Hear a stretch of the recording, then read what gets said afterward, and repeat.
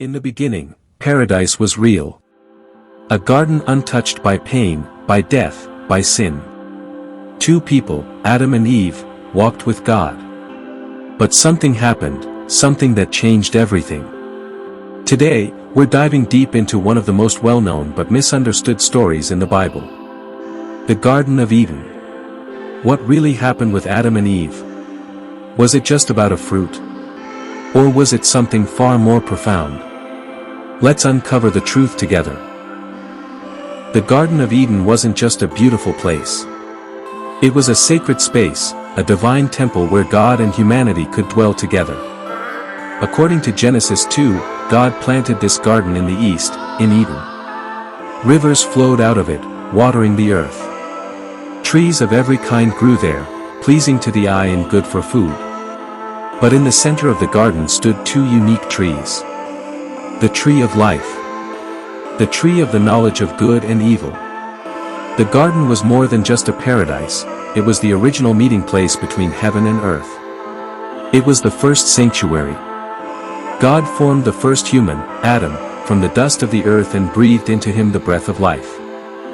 Adam was not just a man, he was a priest, a steward, a guardian of Eden. But it wasn't good for him to be alone. So God made Eve, from his side, not from his head to rule over him, nor from his feet to be beneath him. But from his rib, close to his heart. Together, they were given purpose. Be fruitful and multiply. Fill the earth and subdue it. They were naked, and they felt no shame. Innocence and harmony surrounded them. But one commandment held everything in balance. You may eat from every tree, but not from the tree of the knowledge of good and evil. For when you eat of it, you will surely die. Then came the serpent.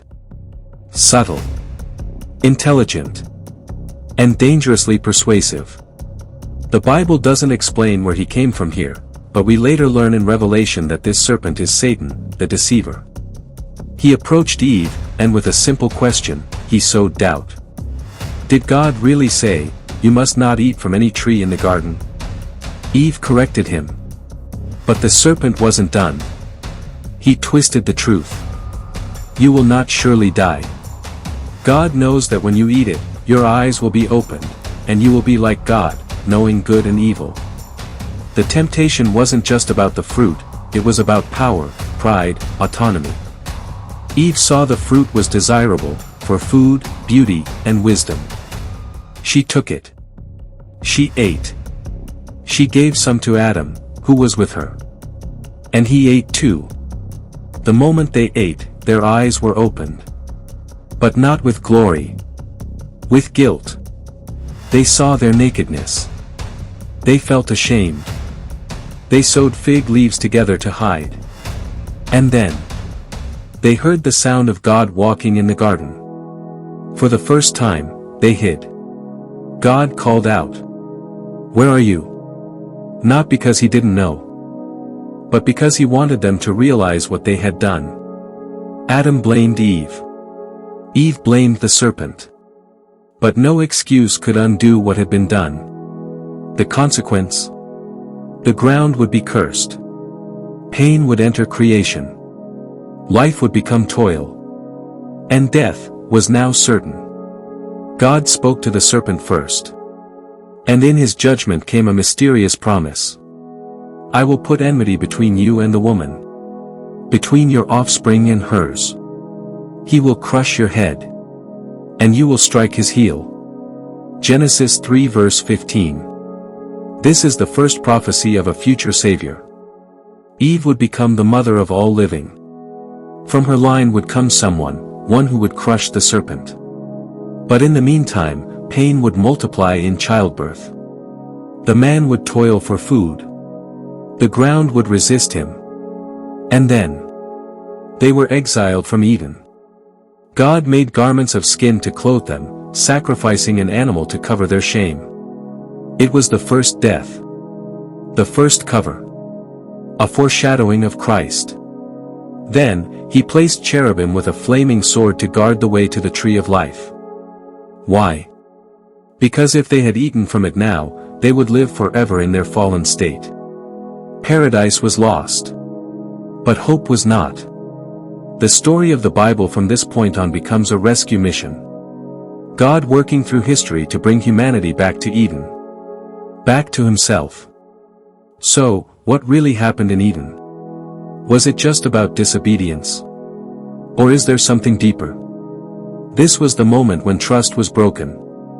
Humanity chose self over God. Choose independence over intimacy. The serpent's lie wasn't just a trick. It was a temptation to redefine good and evil on our own terms. In many ways, we still live out that same story today.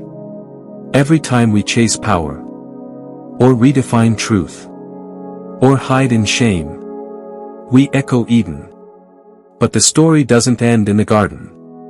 Thousands of years later, another man came, called the second Adam. Jesus Christ. Where Adam failed, Jesus succeeded. He faced temptation in the wilderness. But unlike Adam, he resisted the serpent. He bore the curse, thorns, sweat, death. And in a garden tomb, he reversed the power of sin and death. Through Christ, the way back to Eden is opened. Not through flaming swords, but through a cross. The Garden of Eden wasn't just a place. It was the beginning of the greatest story ever told. A story of love, loss, and redemption. And that story, including you,